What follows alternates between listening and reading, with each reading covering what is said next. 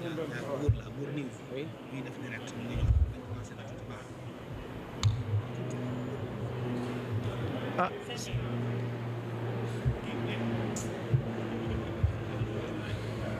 nous demande de patienter un peu quoi.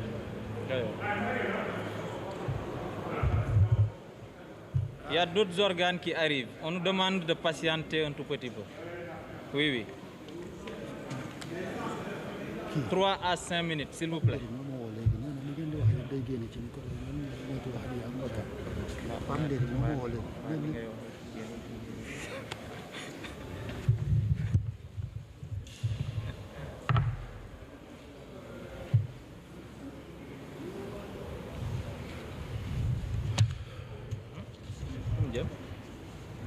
dama xam kër Sonko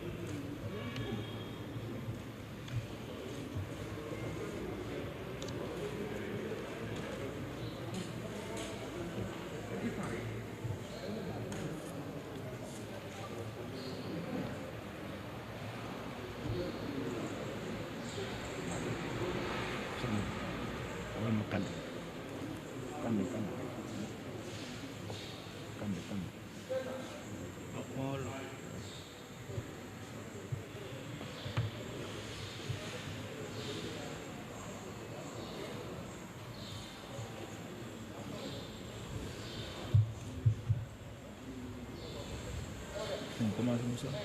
Ça va bien.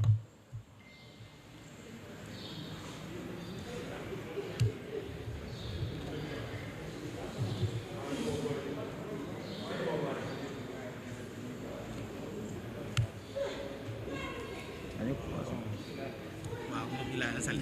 Nous commençons. Commencé na waaw allez-y. Ok. On peut démarrer.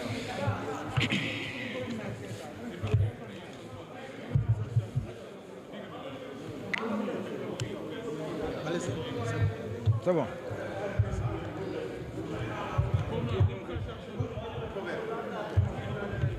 Grande.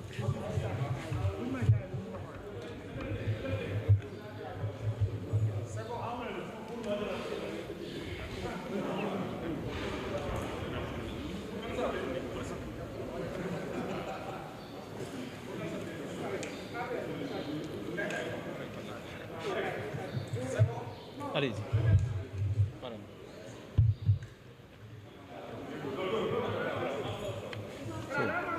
Alors, bueno.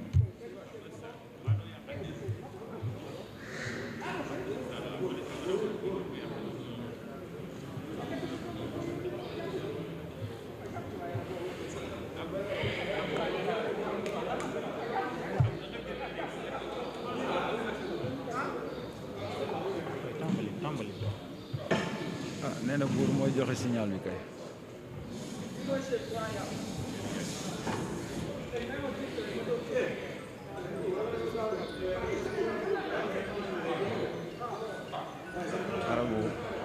C'est bon, hein? Ok. Merci beaucoup.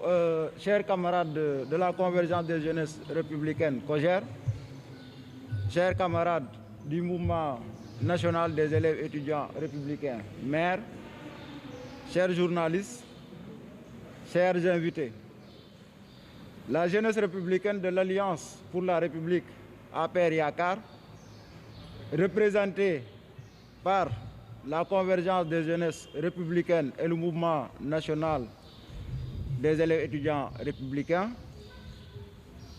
vous félicite et vous remercie pour avoir bien voulu répondre à cet appel. Aujourd'hui, dans un contexte marqué par la pandémie à Covid-19 et d'une actualité nationale très tendue, nous vivons un moment ou bien nous vivons des heures extrêmement singulières. C'est dans cette raison ou cette dynamique que la COJER et le maire se réunissent aujourd'hui au siège national de l'Alliance pour la République pour faire face à la presse, pour éclairer la lanterne des Sénégalais. Sur ce, nous donnerons la parole au coordinateur national de la COJER, Moussa Sow, pour la lecture de la déclaration politique de ces dites structures. Je vous remercie.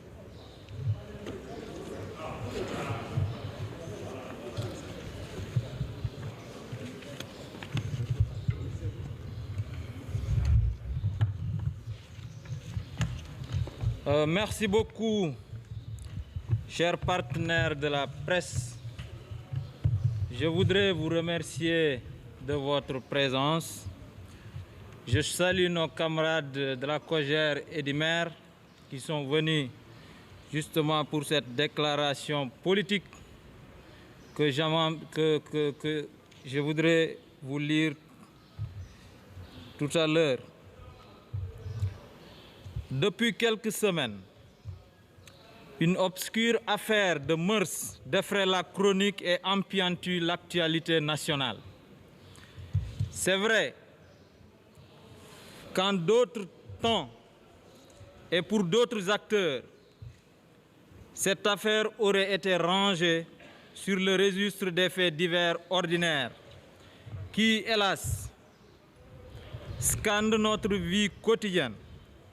Dès lors, on comprend aisément que la pestilence nauséabonde qui nourrit un déchaînement frénétique de passions, de mensonges, de manipulations et de violence est due exclusivement à l'implication dans cette sombre affaire de l'une des figures principales de l'opposition politique.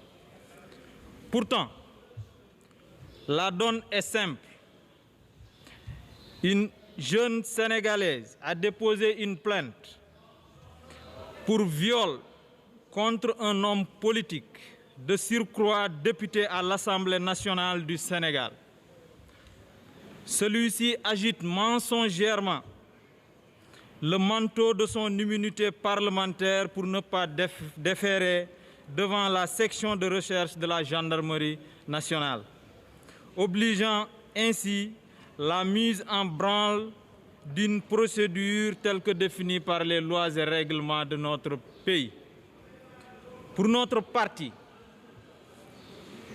et pour les démocrates et républicains de ce pays, cette affaire privée ne devait en aucun cas autoriser des interférences politiciennes pouvant obstruer sa résolution par la seule institution dédiée qu'est la justice.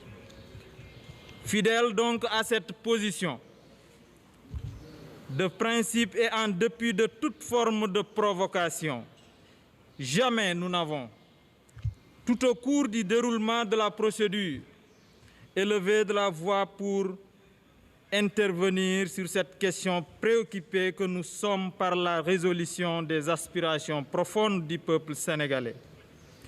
Mais, rattrapé par ces propos contradictoires, permanents, enferré dans ses mensonges, sa marque de fabrique, et voulant éviter à tout prix une quelconque confrontation avec la plaignante, l'honorable député choisit alors la posture la plus commode, celle adoptée généralement par tous les politiciens qui ont maille à partir avec la justice, la thèse du complot.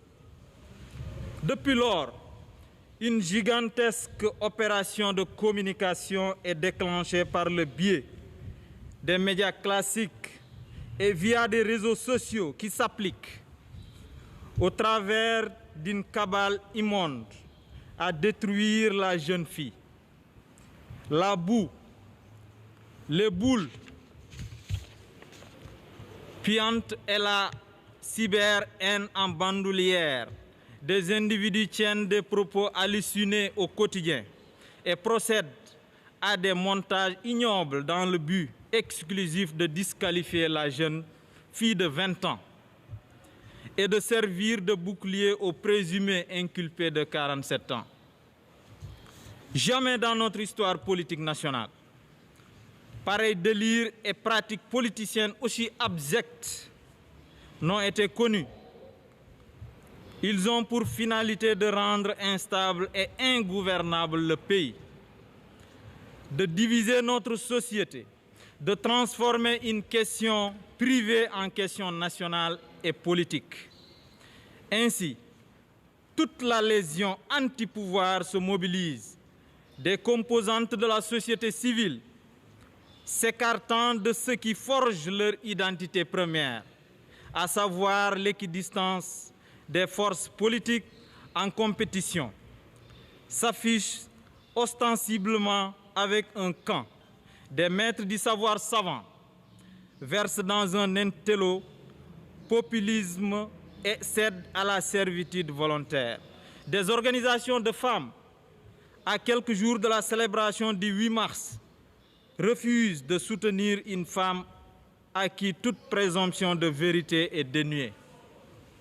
Bref, toute cette engeance tente de nous imposer l'inacceptable qu'un homme politique insulte, fomente, agresse, décide de ce qui doit le juger, refuse de déférer aux convocations d'institutions légales, piétine le droit, recuse des piliers de notre système judiciaire, sans qu'aucune voix ne s'élève et que meure l'état de droit pour qu'il n'y ait qu'un droit dans l'état.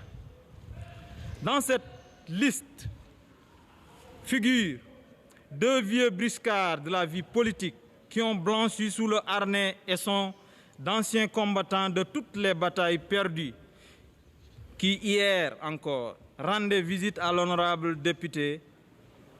C'était de guerre lasse pour se prosterner devant la médiastar et une occasion pour disqualifier la politique du président Macky Sall sur des questions stratégiques majeures. La légèreté de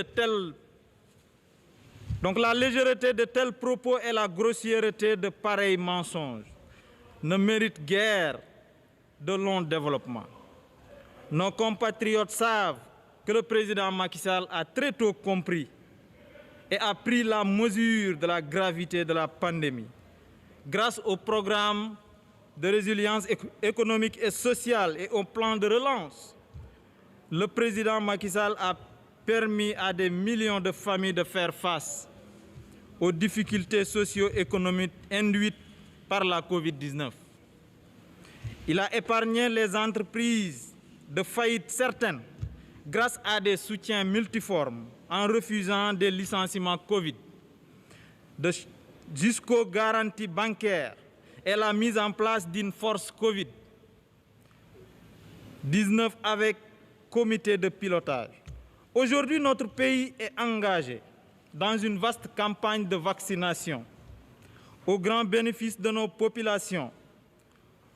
Protéger, sécuriser et améliorer la qualité de la vie des Sénégalais, tels demeurent les axes permanents des dynamiques politiques déroulées par le président Macky Sall, hautement apprécié de nos compatriotes et fortement salué par le reste du monde. Les rodomontades et autres contes de faits racontés par ces deux renégats ne nous affectent point. Ils sont à ranger dans le musée des vieilleries et des vêtus qui ont tant fait mal à la pratique politique au Sénégal. Dans tous les cas, les jeunesses républicaines constituées par la COJER et le mouvement des élèves et étudiants républicains exhortent l'État à créer les conditions pour que le droit soit toujours dit, que les populations et les biens soient protégés. Elles félicitent et encouragent le président Macky Sall à persister dans sa mobilisation au service des Sénégalais, comme en attestent les pas de géant franchis par la politique des 100 000 logements. Pour les jeunesses républicaines, dans l'affaire judiciaire privée en cours, les seules attitudes qui vaillent sont la présomption d'innocence pour l'accusé et la présomption de vérité pour l'accusatrice. Toute autre posture ouvrirait la voie à toutes les dérives, notamment l'installation d'une situation dangereuse souhaitée et entretenue par les politiciens des mille collines. Sombre perspective que jamais nous n'accepterons. Dakar, ce 28 février 2021.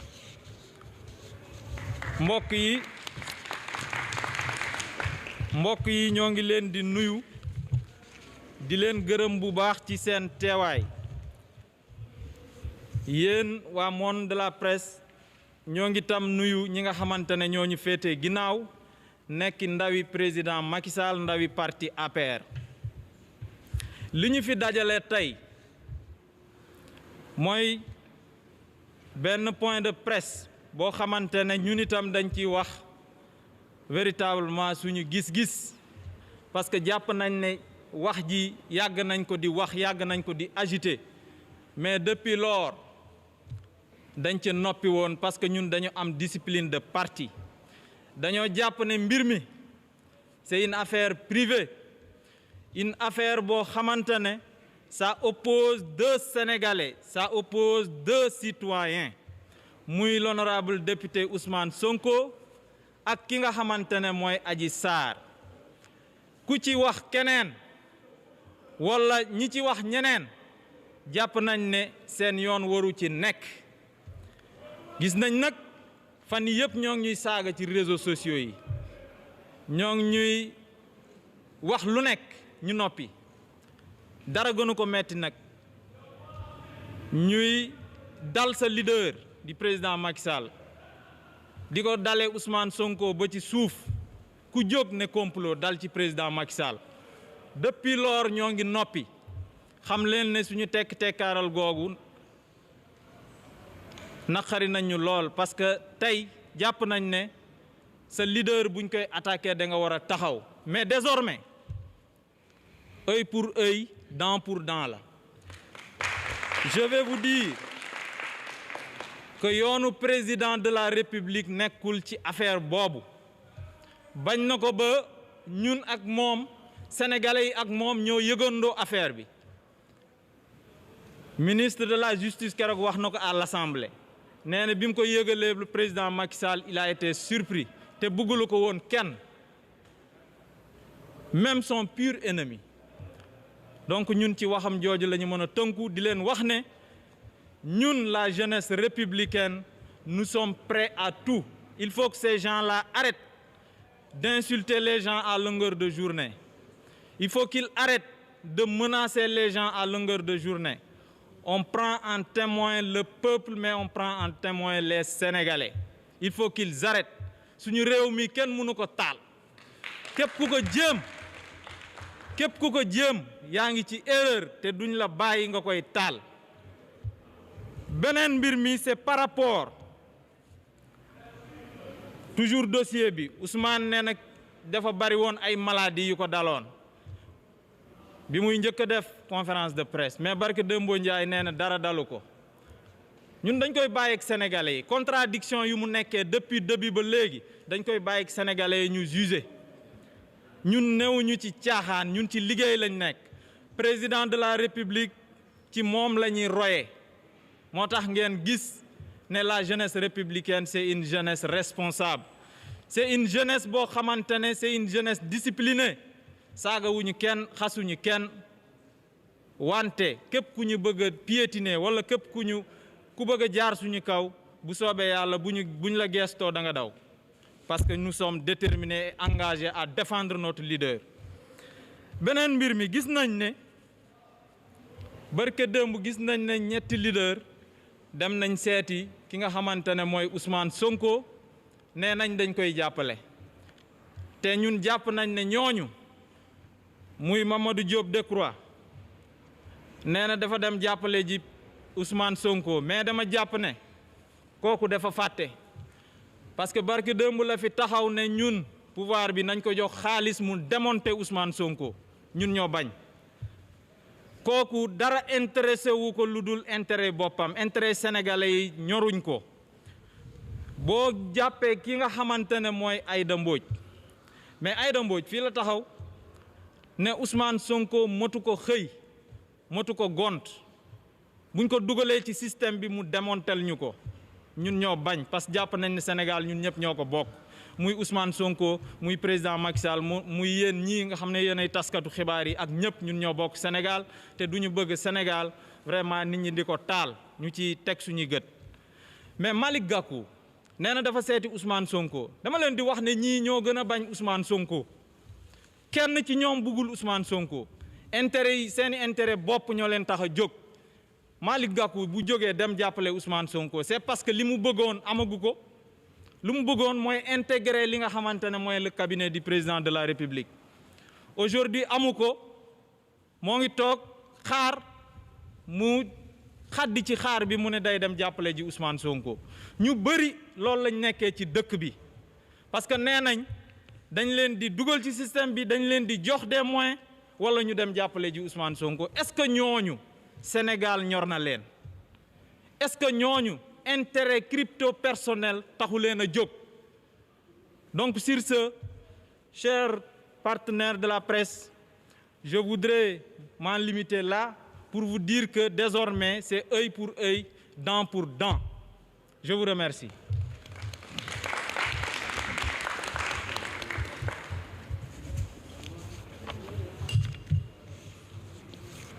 C'est bon.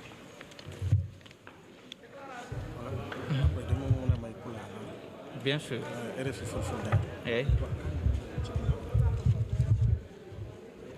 Oui, c'est bon. Bout.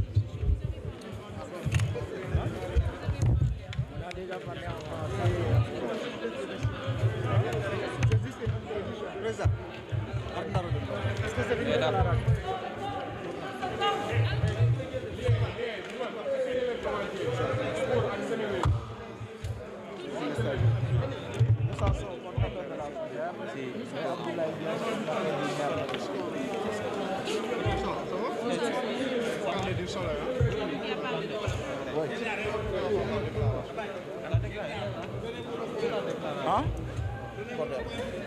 Ah, ok. En photo. Président. Excusez-moi.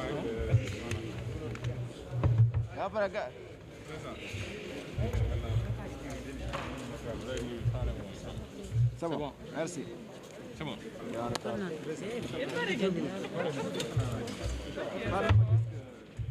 Ana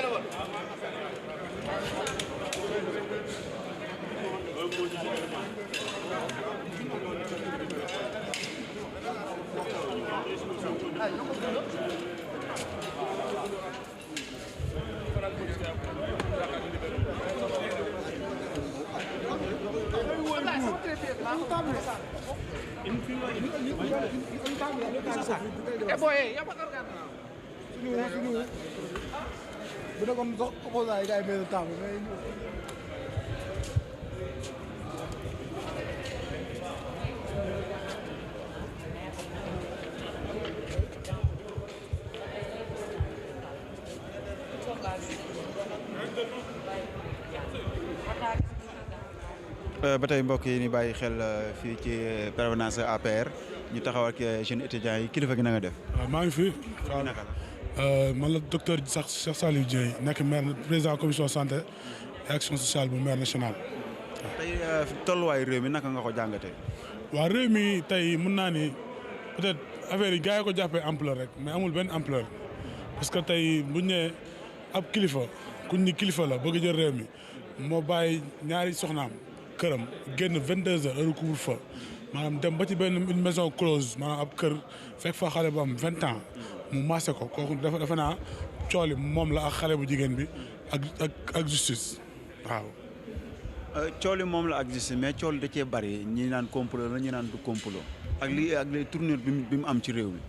man defe naa ni ñi wax waxu complot maanaam ñoom dañoo xamul ndax tey bu ñu nee complot day fekk loo xam ne nit ñi dañ koo def ay nit ñu bari mais cooli comme li ma la wax sànq maanaam kilifa gu am ñaari soxna génn 22h ci gré ci coobare boppam dem ci maison close xale bu ndaw bu am 20 ans di ko maase foofu noonu lu ñu la fa tuumaal yaa ko def waaw parce que tamit bu doon complot rek Ousmane Sonko ba muy dem di génn këram 22h heure couvre-feu kenn seexalu ko lem kenn wax ko génnal président wax ko ni ko génnal moom mu neenal si yoo xam ne dafa feebar génn dem uti ko bës dem gis xale bu am 20 ans di ko bës coow ni loolu la xale bu am 20 ans boobu nag moo dem ba ni porte plainte Ousmane Sonko ni ko dañ maa jiiñ viol ni ko dañ maa violé ni ko Ousmane Sonko moom violé moo porte plainte léegi nag loolu yoon état new si.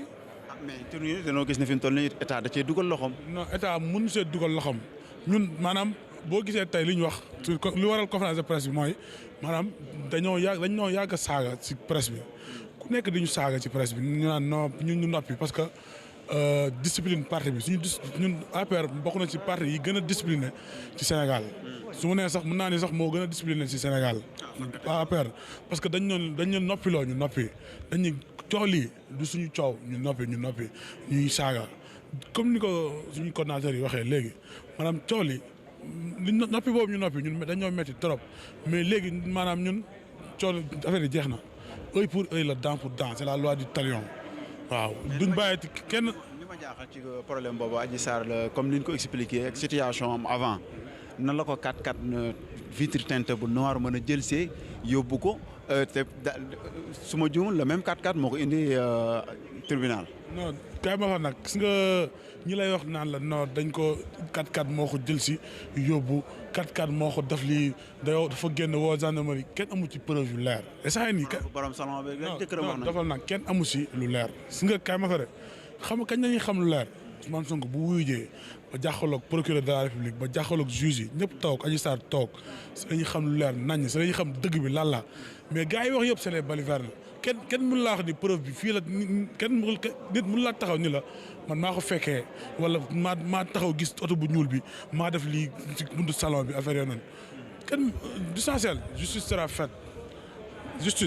faite jour jugement bi Ousmane Sonko bu wuyjee doof lépp dina leer incha allah rabi waaw.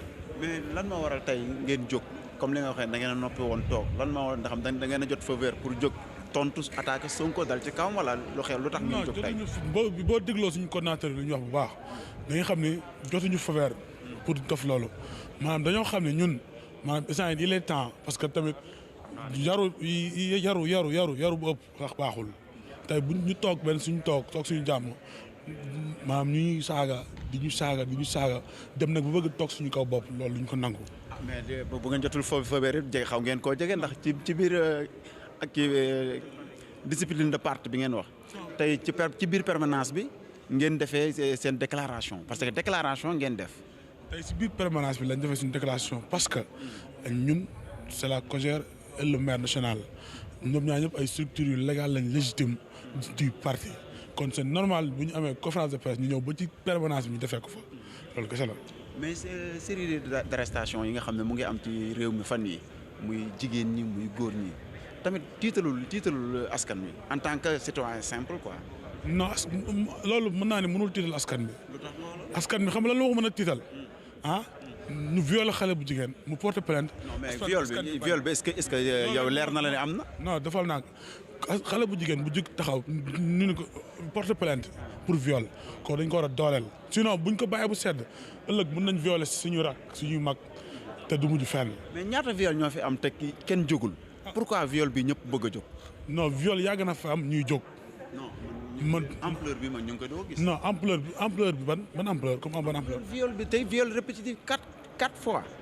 non comme li ma la waxoon sànq yaa ko jàppee ampleur fii coow jubul bal tàkkul saa yi problème bi xam nga kan la. mais am ampleur moo tax tey ngeen def déclaration ci dimanche bi. non ampleur bi xam nga fa la am saaga yi ñuy saaga parce que peut-être ñoom saaga rek lañ mën xam nga tamit boo amul argument saaga rek ngay mujjee te boo taxee nag di saaga boo amul argument saaga rek ngay l'argument de la force ngay utiliser te ñun doxuñu si yooyu dañoo yaru waaw nous sommes très disciplinés waaw.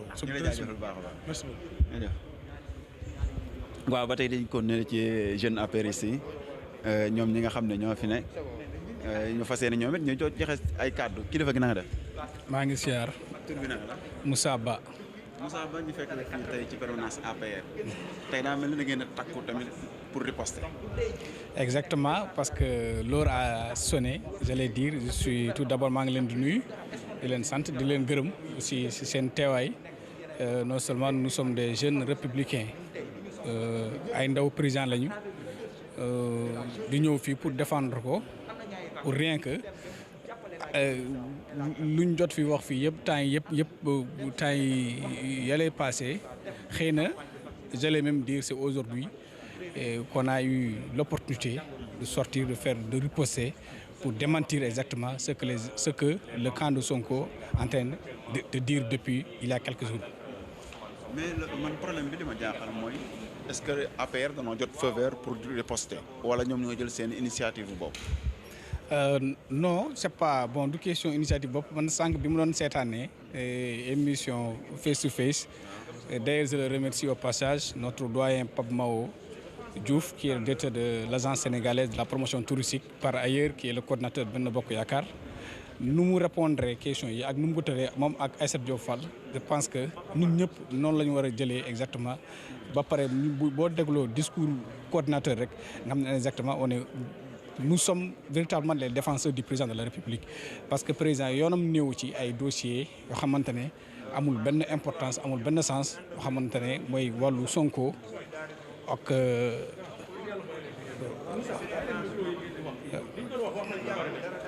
voilà donc c'est ça. mais pourquoi man sama question bi nga xam ne moom laay mooy brûler samay lèvres mooy le cas de viol ñaata viol ñoo fi amul ampleur bii ñu bëgg koo aj ba mu bëgg a jaxase réew mi. non kenn andi ko gars yi kenn boobu ñoom ñoo bëgg taal réew mi waaye réew mi ñoom xanaa waa Sonko waa Sonko lii kenn du buñ ko naree taal nag duñ ko bàyyi noonu dëgg fa yàlla parce que réew mi ñun ñëpp ñoo ko bokk xamante ne fii ñëpp a baax am na fu ñu juddoo am na fu ñu kii fii koo fi gis am na yéene sénégalais exactement lu ñu bëgg lu ñu mëmbat ci Sénégal ñu bëgg ko Sénégal rien que pour mu avancer wu loolu mooy suñu cawarte donc président de la République non lii lu mënul avancer réew mi waaye justice mu ngi ci def lu kenn ak kattan exactement son droit et devoir laissons justice faire son travail. jërëjëf ñu ngi leen di jaajëfal bu baax a baax mu nekkoon ay jeunes apéristes yi tey fii ci permanence APR ñoom it ñu doon def seen déclaration ñoom it dañuy def seen riposte.